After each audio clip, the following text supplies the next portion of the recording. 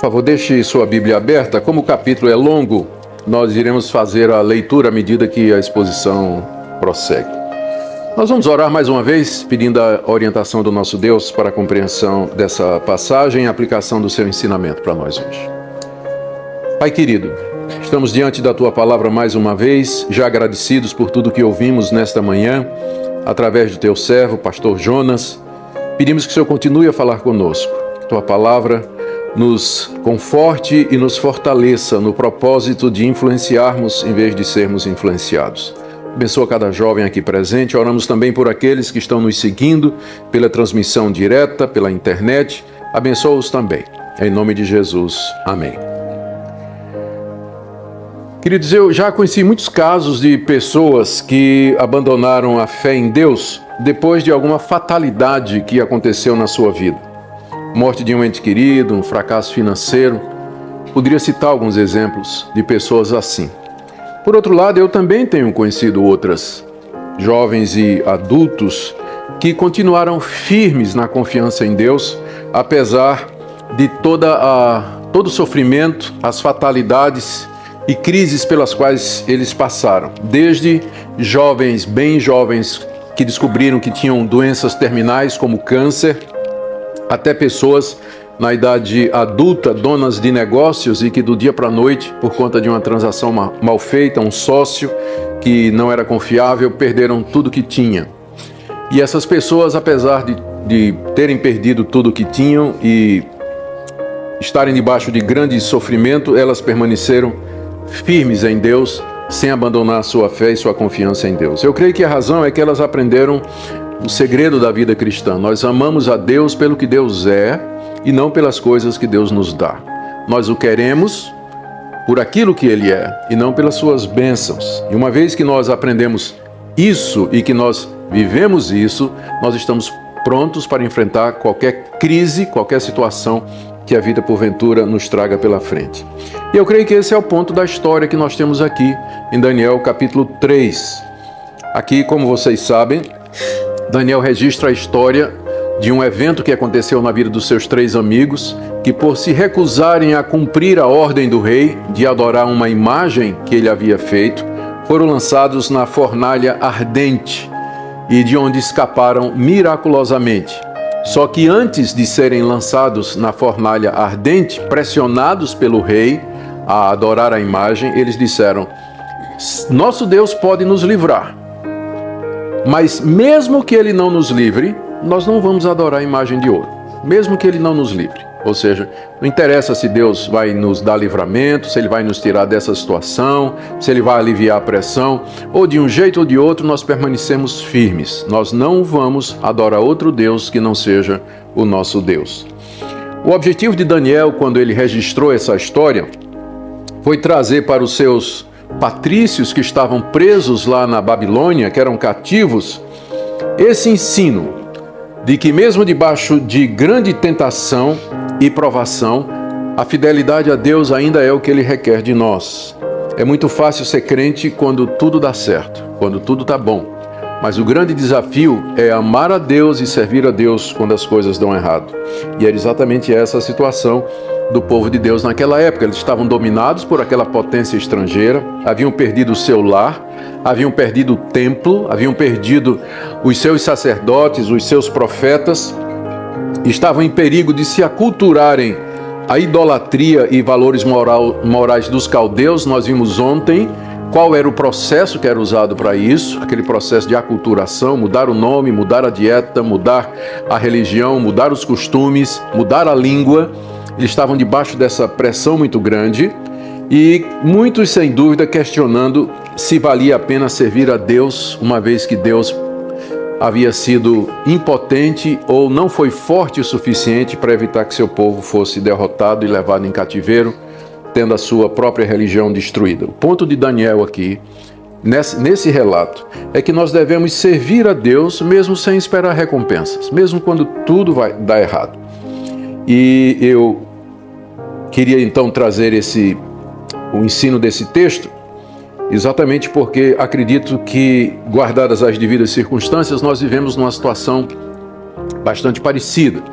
Os cristãos são hostilizados Eles recebem injúrias e calúnias e são alvos de críticas e mentiras na universidade, no trabalho, às vezes na própria família, quando a família não nos acompanha na fé.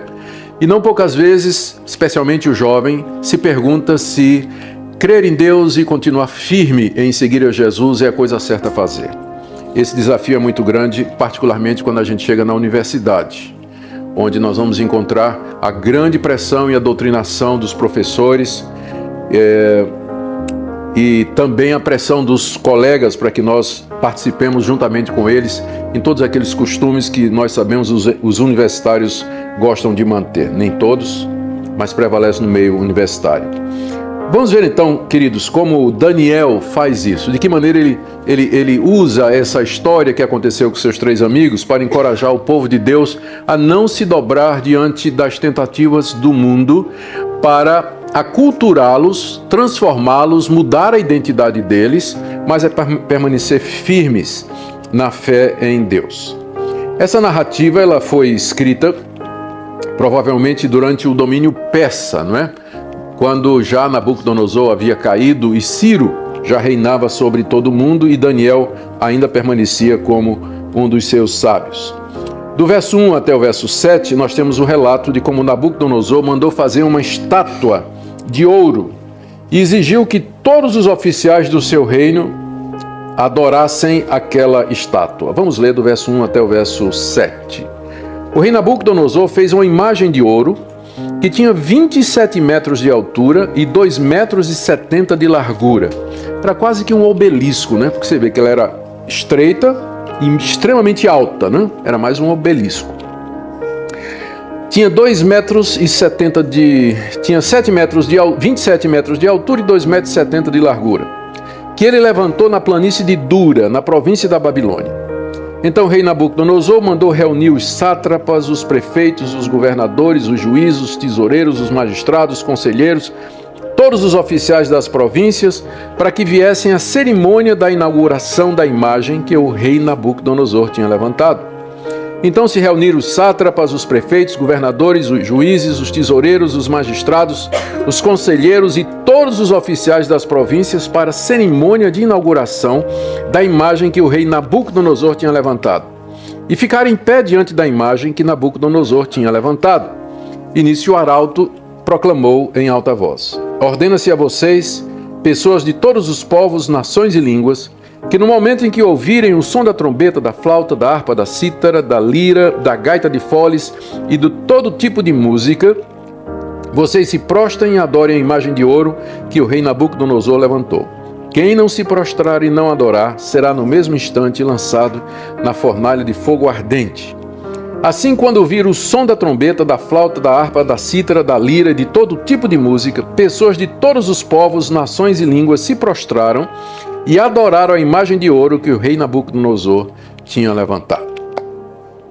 Aqui o rei faz esta inauguração da estátua de ouro que ele tinha levantado, aquele obelisco gigantesco, não é?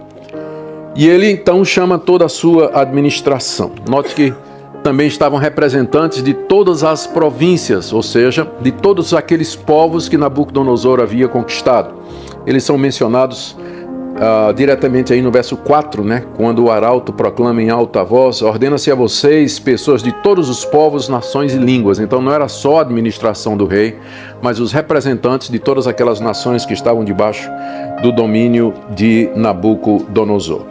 Os estudiosos acham que isso aqui foi cerca de 19 anos depois do sonho que Nabucodonosor teve e que está no capítulo 2, que eu quero ver com vocês. Por que 19 anos?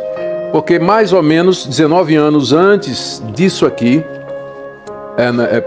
porque mais ou menos nessa época, Nabucodonosor havia conquistado a Síria.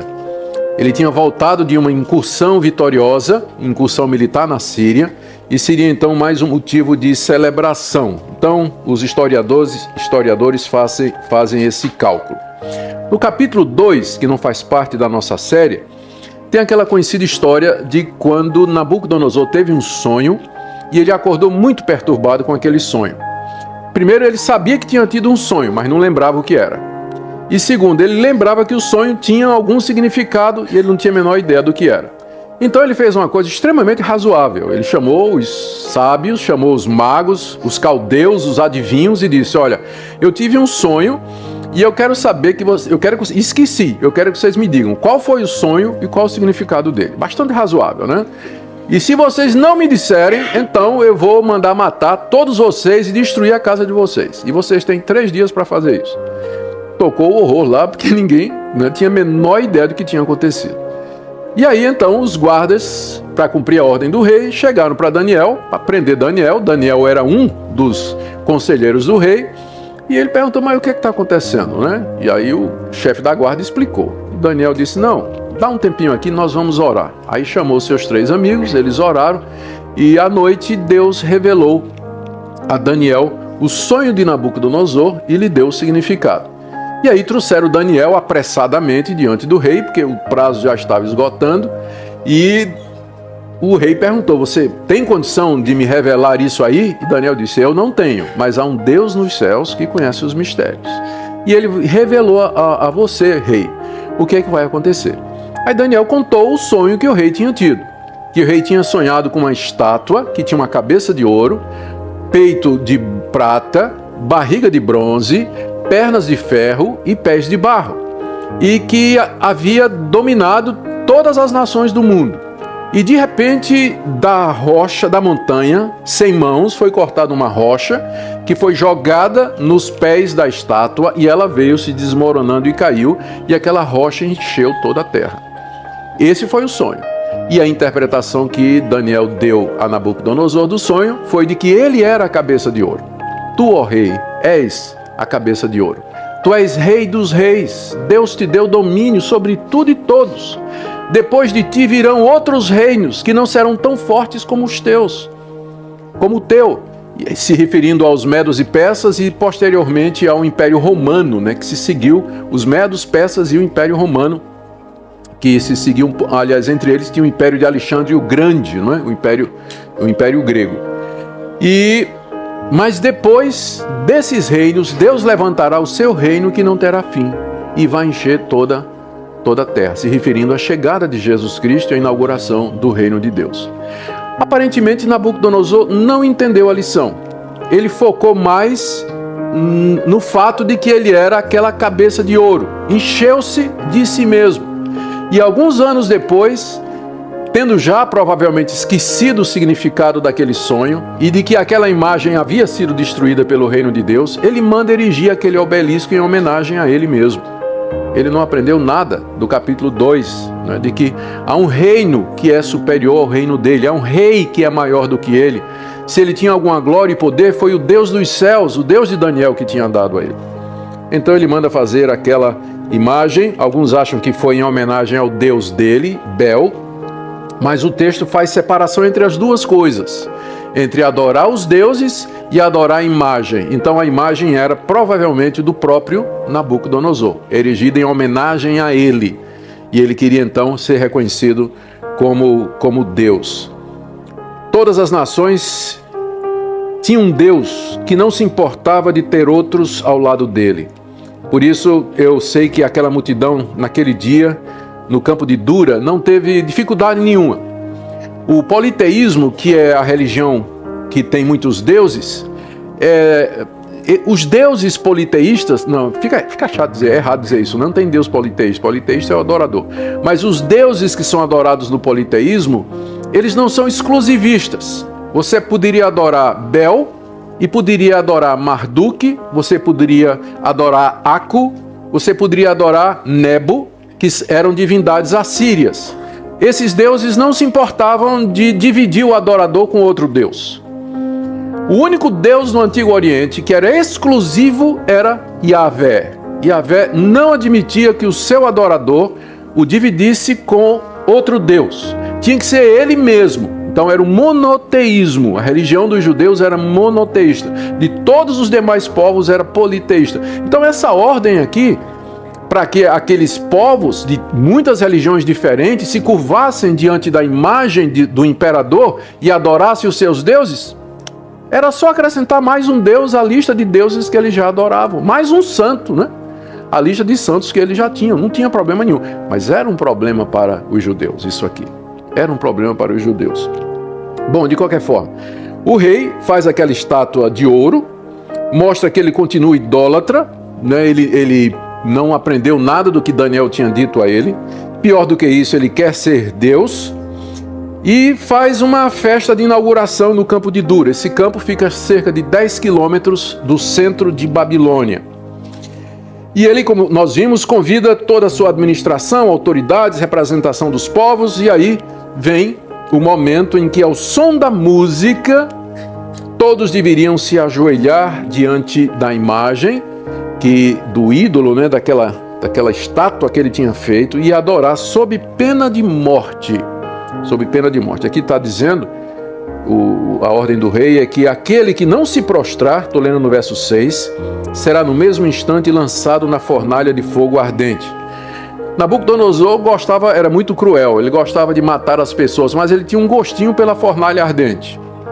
Lá em Jeremias 29, verso 22, está dito que ele assou 2 reis de Israel no fogo, Zedequias e Acabe. Então ele já tinha experiência de assar gente no fogo, né? Ele gostava do cheiro, né? Né? Não precisa botar fumaça não, por favor. Né? Ele gostava disso. E agora ele continua com seu método predileto de execução, que é a fornalha ardente.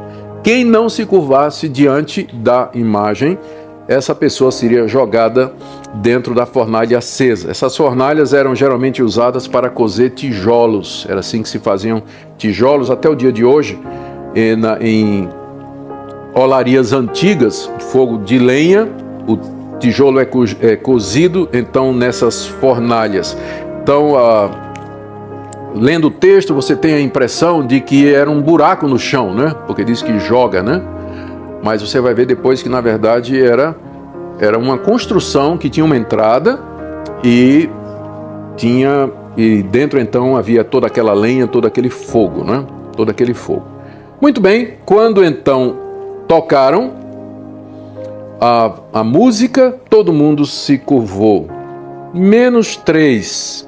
Agora imagina, aquele mar de gente abaixando, 3 cabecinhas em pé. Todo mundo baixou, né? Mas 3 ficaram em pé. E aí, do verso 8 a 18, nós lemos o relato de como os amigos de Daniel se recusaram a obedecer o rei. Vamos ler. Verso 8. No mesmo instante, alguns homens caldeus, aqueles que no capítulo anterior não tinham conseguido adivinhar ou descobrir o mistério do sonho, se aproximaram e acusaram os judeus. Os judeus aqui eram os 3 amigos. E disseram ao rei Nabucodonosor, que o rei vive eternamente. O Senhor, ó rei, baixou um decreto, ordenando que todo homem que ouvisse o som da trombeta, da flauta, da harpa, da cítara, da lira, da gaita de foles e de todo tipo de música, deveria se prostrar e adorar a imagem de ouro. E que todo aquele que não se prostrasse e não adorasse seria lançado na fornalha de fogo ardente. Há uns homens judeus, ó Senhor rei, que o Senhor, ó rei, pôs como administradores da província de Babilônia, Sadraque, Mesaque e Abednego. Estes homens fizeram pouco caso do Senhor, ó rei, não prestam culto aos deuses do rei e nem adoram a imagem de ouro que o Senhor levantou. Daqui você vê a distinção, né? Havia os deuses e a imagem. Daí a gente tira a conclusão de que a imagem era de Nabucodonosor. Então Nabucodonosor, irado e furioso, mandou chamar Sadraque, Mesaque e Abednego, e eles foram levados à presença do rei. Nabucodonosor disse: Sadraque, Mesaque e Abednego, é verdade que vocês não prestam culto aos meus deuses, nem adoram a imagem de ouro que levantei? Agora, pois, se vocês estão prontos, quando ouvirem o som da trombeta, da flauta, da cítara, da harpa, da lira, da gaita de foles, prostrem-se e adorem a imagem que eu fiz.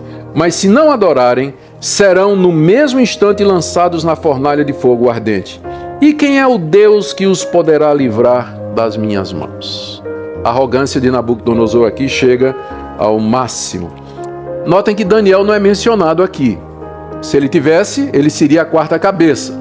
Provavelmente estava de viagem ou havia sido dispensado daquela cerimônia porque o rei o tinha em alta estima e sabia que ele adorava só um Deus. De qualquer forma, ele não estava. Mas os 3 amigos haviam tomado posição que seria a mesma posição de Daniel. Vocês lembram desses 3 que tinham vindo como cativos? Nós vimos no capítulo 1. Eram jovens judeus, fiéis ao único Deus real, e haviam sido colocados por Nabucodonosor, depois daquele episódio, como administradores da província, capítulo 2, verso 49. A pedido de Daniel, o rei pôs Sadraque, Mesaque e Abednego como administradores da província da Babilônia, mas Daniel permaneceu na corte do rei.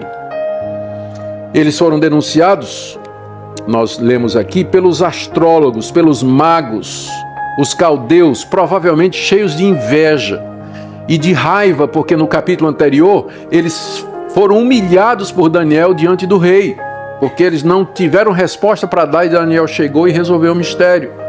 E guardaram no coração ressentimento, viram em Daniel um inimigo da posição deles e na primeira oportunidade que tiveram, partiram para acusar os amigos de Daniel.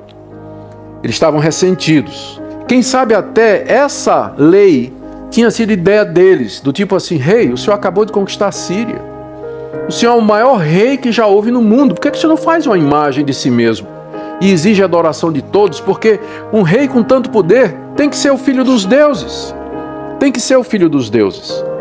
E quem sabe Nabucodonosor, cheio de vaidade, se deixou levar por isso. E agora o alvo era atingir os amigos de Daniel e o próprio Daniel com esse decreto. E chegou a hora então, os caldeus vêm denunciar os 3 amigos e forçam o rei a cumprir a sua ordem. Queridos, e essa é uma das maneiras mais antigas e eficazes pela qual se tenta fazer influência sobre os cristãos, usando o Estado. O Estado passando leis, estabelecendo decretos que vão contra aquilo que os cristãos creem e que acabam tirando a nossa liberdade de religião, liberdade de expressão e liberdade de consciência. Nós vivemos isso em alguma medida nos Estados Unidos, na Europa e também no Brasil. O mundo que antes foi cristianizado e absorveu os bons valores do cristianismo, hoje vê as próprias instituições que criou se voltarem contra o cristianismo. É uma coisa interessante, porque a moderna universidade, a ideia de Estado laico, o conceito das liberdades civis fundamentais, como direito de expressão, direito de religião, direito de consciência, e tudo isso é resultado da influência do cristianismo na civilização ocidental. Os anos se passaram e aquelas instituições que nasceram com o cristianismo se voltam agora contra o cristianismo. Por exemplo, qual a maior ameaça contra os cristãos na universidade? É o marxismo cultural, que vem de braços dados com o darwinismo, o naturalismo, o materialismo, o evolucionismo, que fazem pressão contra os jovens com o objetivo de fazê-los abandonar toda forma de confiança em Deus, toda forma de confiança em Deus. A pergunta é, onde é que nasceram essas ideias do marxismo cultural, do darwinismo? Elas nasceram exatamente nas universidades cristãs. Universidades que foram fundadas pelos cristãos há 300 anos atrás, 400 anos atrás. De lá que saíram estas ideias. A ideia de Estado laico é uma ideia defendida pela Reforma Protestante, a separação de Estado e Igreja, que prevaleceu na Idade Média e dava à Igreja Católica poder de vida e morte sobre toda aquela região. Os reformadores lutaram pela separação do Estado e da Igreja. Hoje em dia, quem mais persegue o cristão é o Estado laico, porque eles entendem que laico é ateu, Estado ateu, quando na verdade Estado laico quer dizer simplesmente um Estado que não favorece religião nenhuma e que, portanto, garante o direito de que cada cidadão adore o Deus que queira, ou Deus nenhum.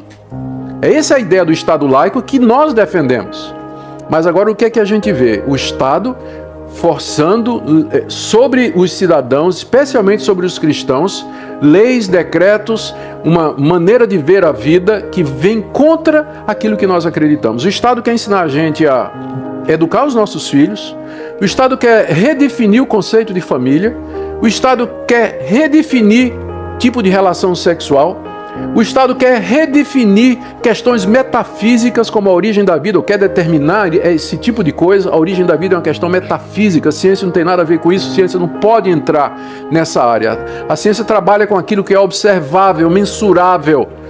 Ela não pode especular sobre questões que estão além do seu escopo, mas há uma pressão muito grande sobre os cristãos que não chega a ser aquela violência física que nós vemos em países dominados pelo islamismo ou pelo comunismo, mas é o que a gente chama de violência simbólica. Nenhum cristão aqui, ninguém vai para a cadeia porque é cristão. No Brasil, por enquanto, não. Mas há essa violência simbólica quando o Estado empurra cada vez mais para fora da arena pública as convicções cristãs. Eu não posso me pronunciar sobre nenhum assunto, aborto, eutanásia, tudo como cristão, porque já sou censurado, dizendo que religião não tem nada a ver com isso, é uma questão do Estado. Não é uma questão do Estado. O cristão tem uma definição sobre o aborto, ele tem um pensamento, porque ele considera a vida como sendo um dom de Deus. E você vê aqui, é exatamente isso que está acontecendo. O poder estatal, o poder civil, querendo obrigar a consciência dos cidadãos, dos súditos, dos vassalos. E esses três moços resolveram que eles não se curvariam diante disso. Eles não seriam influenciados, mas eles seriam uma influência. Eu sei que todos nós sofremos esse tipo de coisa, é claro, guardadas as devidas proporções. Nabucodonosor, quando tem notícia disso, é o que lemos do verso 13 a 15, ele como que dá uma segunda chance para aqueles jovens, porque ele conhecia aqueles jovens, ele conhecia Daniel. Ele se lembrava da história de como aqueles moços se destacaram entre os demais. Tinha algum apreço por eles, por isso lhes dá uma outra oportunidade do verso 13 a 15. Nabucodonosor, irado e furioso, mandou chamar Sadraque, Mesaque e Abednego, e eles foram levados à presença do rei. Nabucodonosor lhes disse: Sadraque, Mesaque e Abednego, é verdade que vocês não prestam culto aos meus deuses, nem adoram a imagem de ouro que levantei? Agora, pois, se vocês estão prontos, quando ouvirem o som da trombeta, da flauta, da cítara, da harpa, da lira, da gaita de foles, prostrem-se e adorem a imagem que eu fiz. Mas se não adorarem, serão no mesmo instante lançados na fornalha de fogo ardente. E quem é o Deus que os poderá livrar das minhas mãos? Sadraque, Mesaque e Abednego responderam ao rei: Ó Nabucodonosor, quanto a isso, não precisamos nem responder. Se o nosso Deus a quem servimos quiser livrar-nos, ele nos livrará da fornalha de fogo ardente e das suas mãos, ó rei. E mesmo que ele não nos livre, fique sabendo, ó rei, que não prestaremos culto aos seus deuses e nem adoraremos a imagem de ouro que o Senhor levantou. Aqui o rei está tão furioso, né? Mas ele, como eu disse, dá uma chance para eles. Vocês estão prontos? Vou mandar tocar de novo. Olha aí, gente, pessoal da banda, de novo, peraí, vamos tocar de novo. Vou mandar tocar de novo. Quando eu tocar, vocês têm que se ajoelhar e adorar a imagem de ouro que eu levantei. E se vocês não fizerem isso, vocês vão ser assados como eu assei Zedequias e Acabe, os reis de Israel. Quem vocês pensam que são? Eu assei os reis de vocês na minha fornalha. E agora, se vocês não se curvarem, é o que eu vou fazer com vocês. E quem é o Deus que vai livrar vocês da minha mão? Vocês acham que esse Deus de vocês vai livrar vocês? Ele não livrou a nação de vocês da minha mão? Vocês são cativos hoje do meu poder? Essa confiança no Deus de vocês é furada. Esse Deus ou não existe ou ele é fraco. Ou ele não existe ou ele é fraco. Não é essa pressão que vem sobre nós?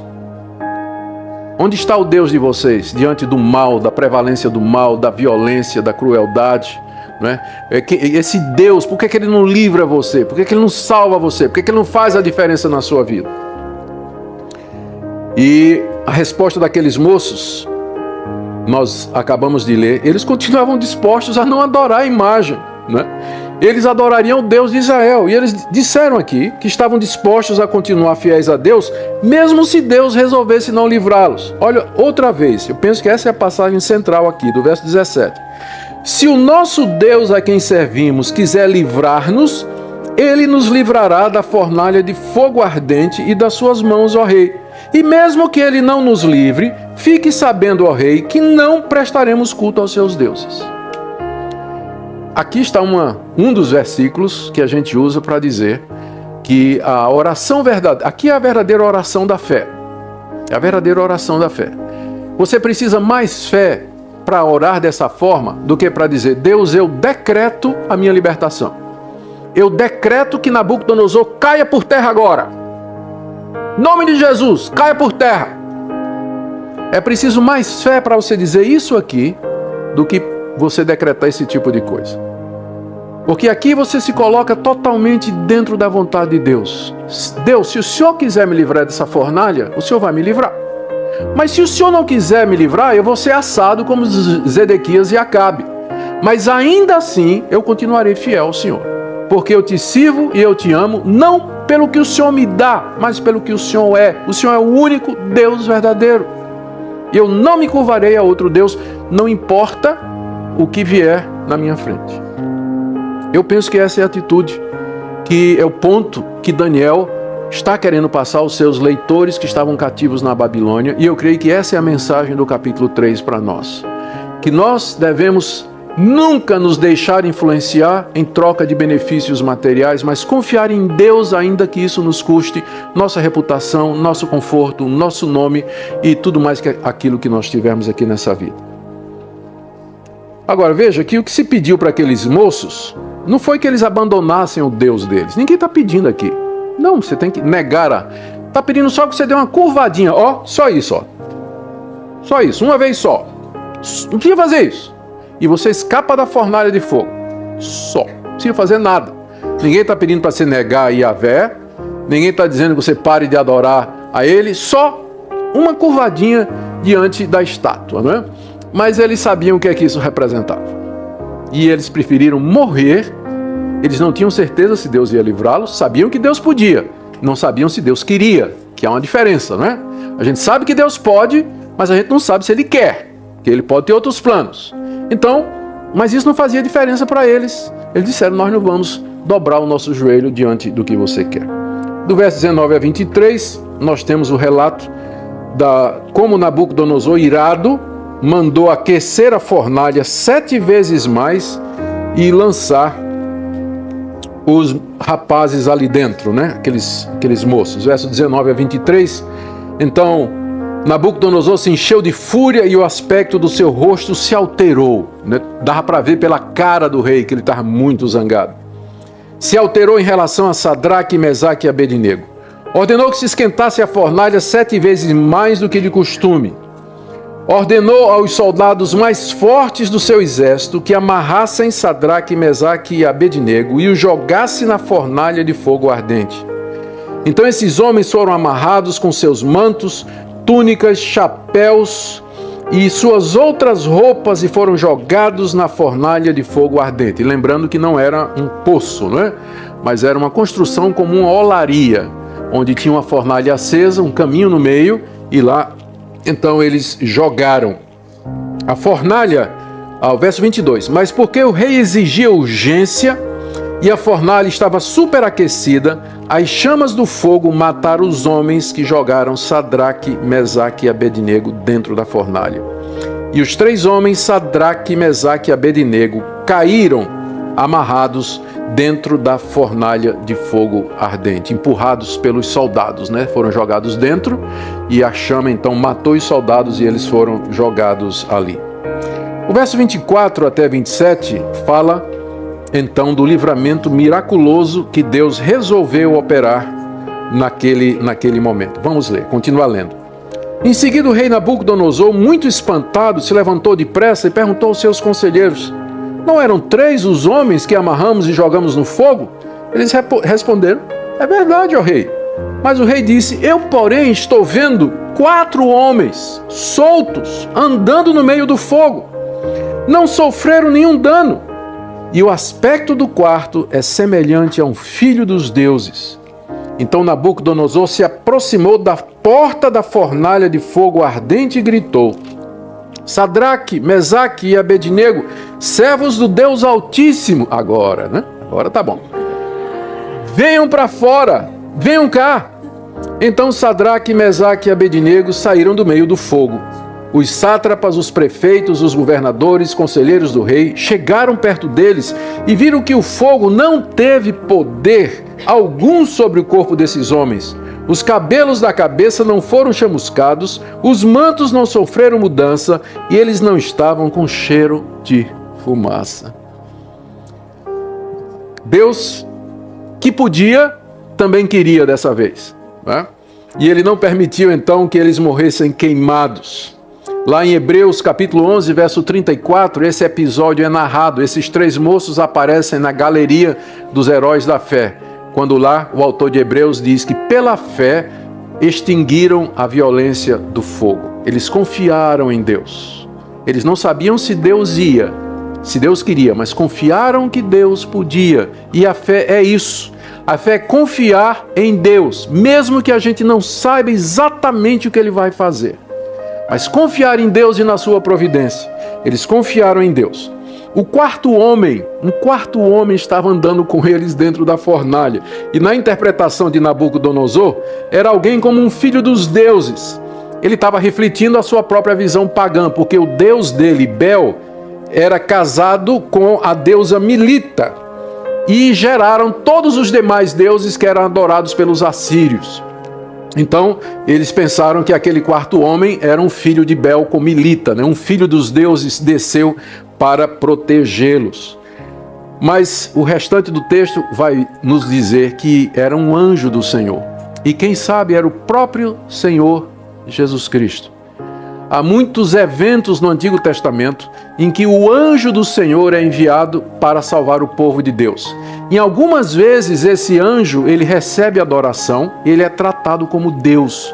E alguns acham então que é uma cristofania, ou seja, uma manifestação de Cristo antes da sua encarnação. Eu não tenho dificuldade nenhuma em acreditar que o quarto homem de fato era filho, não dos deuses, mas o filho do Deus Altíssimo. Que o Senhor Jesus tinha descido ali e tinha andado desatou os nós, não é? Disse, vem cá, Sadraque, Azarias, né? Pode limpar aí, né? Ficou com eles ali e nenhum mal lhes sucedeu. É interessante que na versão dos 70, na Septuaginta, que foi uma tradução do hebraico para o grego feita 150 anos antes de Cristo, se inseriu aqui no livro de Daniel a oração de Azarias e o cântico dos três jovens, que é mantido na Bíblia da Igreja Católica, não é? Que a gente considera um livro apócrifo. E é apócrifo mesmo.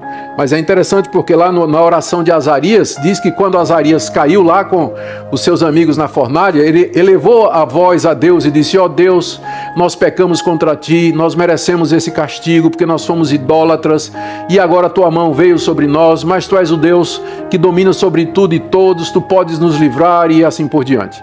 Eu creio que mesmo que seja apócrifo, e é mesmo, não tem nada na oração que desmereça ou que não poderia ter sido dito por Azarias. De fato, aqueles jovens tinham consciência de que o que estavam passando ali na Babilônia era o resultado da desobediência deles diante de Deus.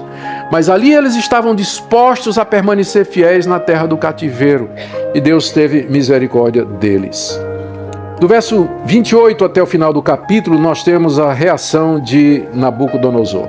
Nabucodonosor disse, bendito seja o Deus de Sadraque, Mesaque e Abednego, que enviou o seu anjo e livrou os seus servos que confiaram nele, pois não quiseram cumprir a palavra do rei, preferindo entregar o seu corpo a servir e adorar um Deus que não era o Deus deles. Portanto, eu faço um decreto ordenando que todo povo, nação e língua que disser blasfêmia contra o Deus de Sadraque, Mesaque e Abednego seja despedaçado, que suas casas sejam reduzidas a ruínas, porque não há outro Deus que possa livrar como esse. Então o rei fez prosperar Sadraque, Mesaque e Abednego na província da Babilônia.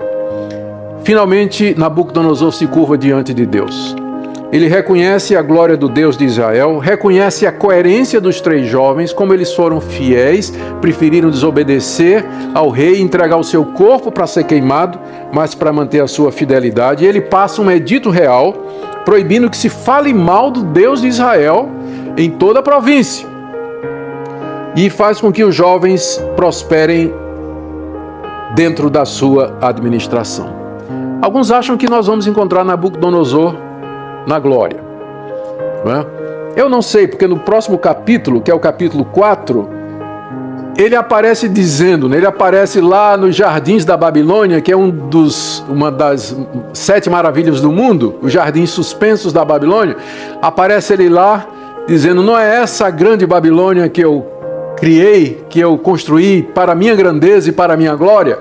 E Deus na mesma hora o castiga com uma doença e ele cai de 4 e se torna como um animal durante vários anos, até que volte à razão dele. E quando volta, ele reconhece que Deus é Deus supremo. Esse livro narra esse conflito desse Deus pagão com esse rei pagão com Deus verdadeiro, né? Num capítulo ele está falando bem de Deus, no outro ele quer ser Deus. E Deus sempre derrubando ele. A gente não sabe se ele se converteu aqui no capítulo 4, né? No 3 aqui, o que ele fez foi simplesmente reconhecer que o Deus daqueles judeus era o maior Deus de todos. E agora ele, além de adorar Bel, ele adora esse Deus também. Ele continua politeísta. Naquele tempo, a conversão significava se tornar monoteísta. Porque era fácil você acrescentar o Deus de Israel aos demais deuses que você achava. É o que Nabucodonosor está fazendo aqui. Não é? Tanto é que no próximo capítulo ele ainda está se vendo como Deus e desafia Deus. Eu quero terminar. O que Daniel quis ensinar com essa narrativa aqui?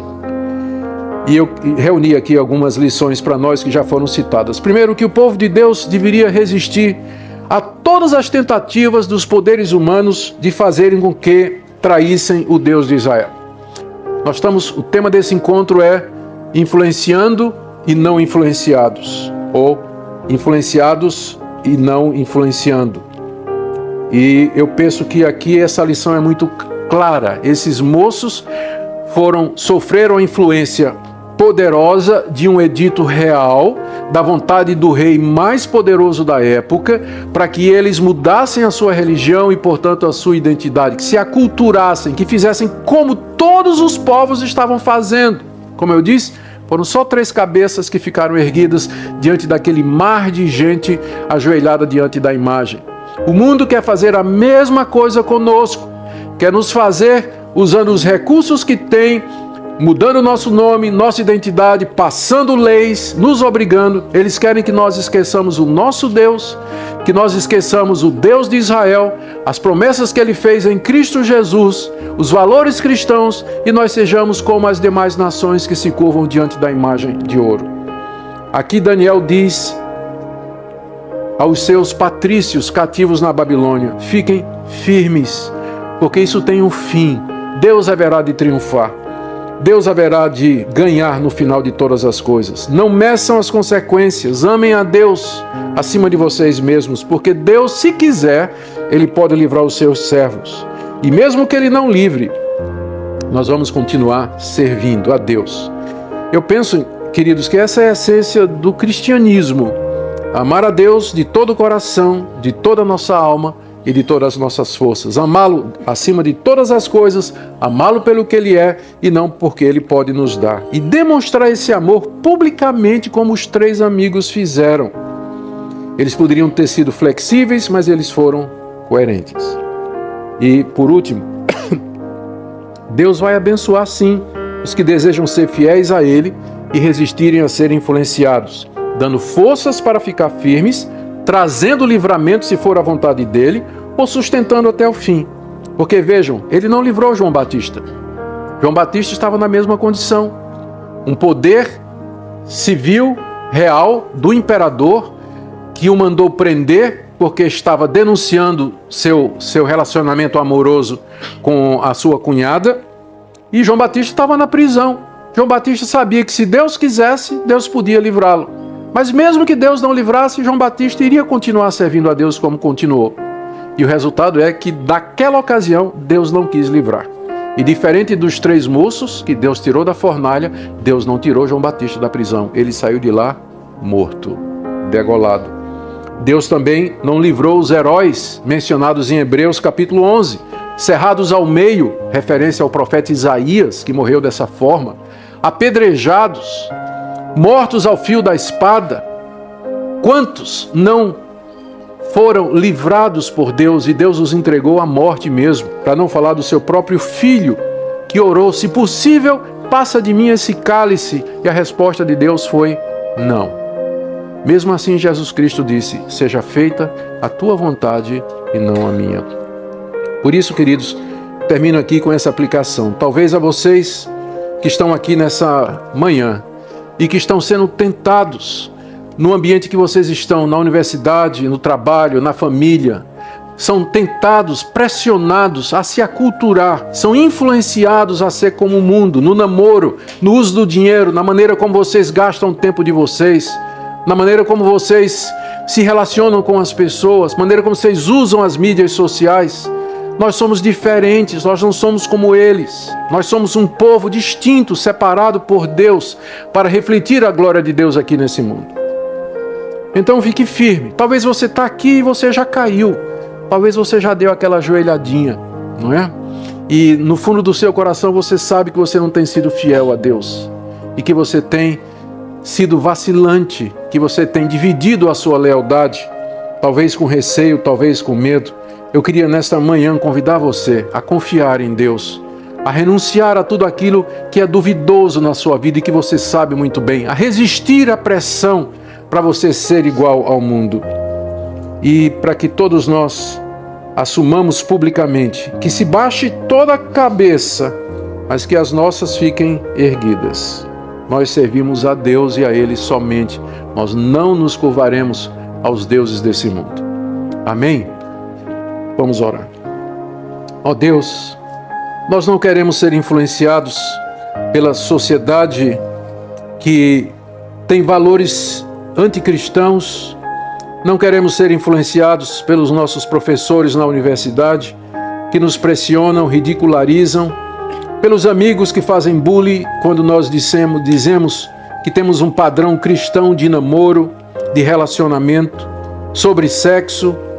Pedimos, ó Deus, que o Senhor nos dê coragem para ficar firmes, enquanto ao nosso redor nossos amigos se dobram diante dos deuses desse mundo. Nós pedimos que o Senhor ajude aqueles que aqui, nessa manhã, já caíram ou se ajoelharam.